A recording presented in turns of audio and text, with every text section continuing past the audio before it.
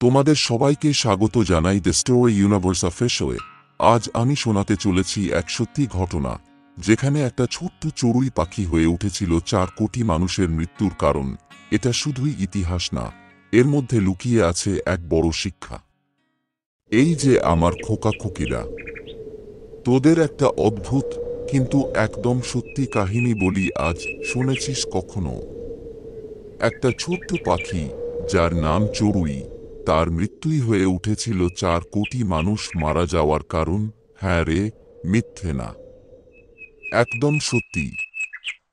সময়টা ছিল 1958 সাল। দেশটা চীন। চীনের এক বিখ্যাত নেতা ছিলেন মাও সেতুং। তিনি চাইলেন দেশকে দ্রুত উন্নত করতে। এই পরিকল্পনার নাম ছিল দ্য গ্রেট লিপ ফরওয়ার্ড, মানে এক লাফে উন্নয়নের দিকে এগিয়ে যাওয়া। মাও সেতুং ভাবলেন, দেশের সমস্যা হল ফসল ঠিকভাবে জন্মায় না, কারণ চড়ুই পাখিরা ধান খেয়ে ফেলে। তখনই তিনি ঘোষণা দিলেন, চীন জুড়ে 4টা অপদ্রব্য বা 4 পেস্টের বিরুদ্ধে যুদ্ধ ঘোষণা হবে।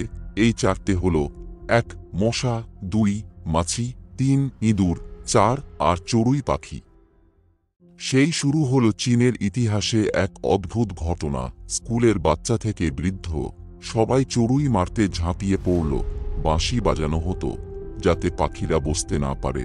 ঘণ্টার পর ঘণ্টা উড়তে উড়তে ক্লান্ত হয়ে চড়ুইরা মারা পড়ত আকাশেই। অনেক জায়গায় গাছের নিচে সাদা চাদর বিছানো থাকত, সেখানে গড়াগড়ি খেত মৃত চড়ুই। মাত্র কয়েক মাসেই কোটির বেশি চড়ুই মারা গেল। লোকজন খুশি, ভাবল এবার ফসল ভালো হবে। কিন্তু প্রকৃতি তো চুপ করে বসে না খোকা। চড়ুইরা শুধু ধান খেত না, তারা খেত ফসল, খেত পোকামাকড়ও, যেমন পোকা আর গোবরে পোকা। চড়ুই না থাকায় সেই পোকামাকড়ের দাপট বেড়ে গেল ভয়ানকভাবে।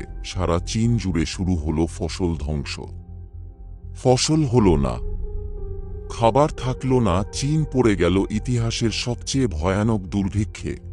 1958 থেকে 1961, এই 3 বছরে প্রায় 4 কোটি মানুষ মারা গেল খিদায়, রোগে, দুর্ভিক্ষে। মানুষ গাছের বাকল খেত, জল ফুটিয়ে তাতে ঘাস ফেলে খেত। কেউ কেউ এতটাই অসহায় হয়ে পড়েছিল যে নিজেদের পরিবারের ছোট সদস্যদেরও হারিয়ে ফেলেছিল ক্ষুধার যন্ত্রণায়। আর এই সব কিছুর শুরু কোথায় জানিস? একটা ভুল সিদ্ধান্ত।